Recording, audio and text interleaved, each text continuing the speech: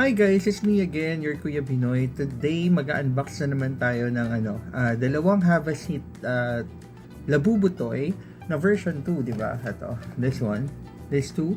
So, one is bought from Monkey Tide Play and one is bought from Creativity Trendy Box sa TikTok shop. Ngayon, makikita nyo na dalawa yung magkaibang lugar yung pinaggawaan nito. So, two different factories. So, tingnan natin anong difference itong dalawa, ha? Samahan nyo ako guys sa pag-unbox. So, guys, una natin bubuksan is itong nagmula kay Monkey Tide Play. Ayan, or Monkey Office Kim. So, isa lang naman sila. So, buksan muna natin. Makikita nyo kasi dito sa likod parang mas mahaba yung mga nakasulat dun sa isa kaysa dun sa isa. Tapos magkaiba yung factory number nung dalawa. Ayan. So buksan muna natin itong kay Monkey Tide. Ayan, this is from Monkey Tide. Unbox natin. There.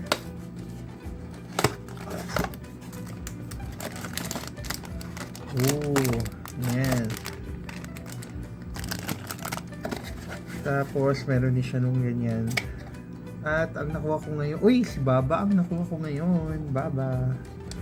So, dito naman tayo sa isa. Kay Creativity. Ayan, may sticker kasi. Creativity Trendy Box. So, buksan din natin. Compare natin yung foil sa loob kung magkaiba. So, ito naman yung kay Creativity. So, mapapansin nyo, magkaiba yung color. Yung kay Monkey Tide, mas dark yung pagka-brown. Kay Creativity Trendy Box, mas light yung brown niya. Yan. So, yun ang difference silang dalawa. Okay.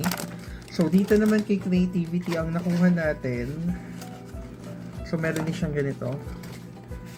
Ang nakuha natin is si Chi-Chi. Ayan, Chi-Chi.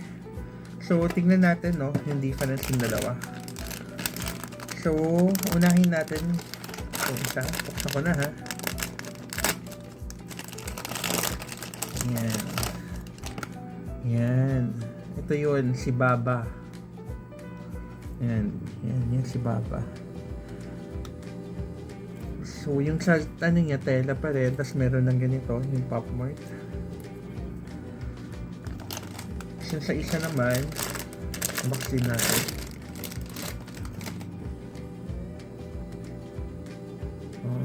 Okay. Ito si Chi-Chi yung nakuha. So comparing yung dalawa na nabili natin, mas maganda yung gawa nung galing kay Monkey Tide Play kasi yung sa gawa ng galing kay kay Creativity Trendy Box. Makikita nyo kasi dito, although parang pareho naman sila, parang hindi pantay. Ayan mukha. Nakita nyo ba? Nakita nyo yung difference. So ito kasi parang ano ba tawag dito? Nakayuko siya, nakatingin sa baba. Nakita niyo naman, yung difference. Anyway, cute naman pareho. Baka kailangan lang siyang i-press para mag-adjust yung mga cotton niya sa loob.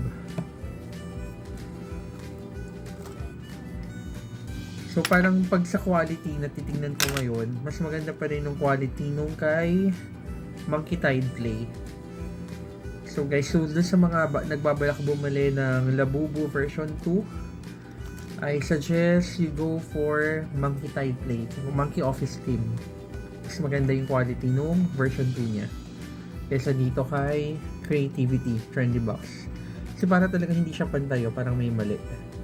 Pero both of these are original, magkaibang factory lang. Ayan. Etong kay Creativity, wala pang tawag dito, yung 2D barcode. Pag tinignan mo yung kay Monkey Tide, meron na. Ayan. So, mas maganda po bumili kay Monkey Tide. Ayan. So, yun naman guys. I hope may natutunan kayo dito sa video ko. And, yun. Happy shopping. Happy Labubu hunting. Bye-bye. Thank you for watching. Please don't forget to like, subscribe, and hit that notification bell. Bye-bye!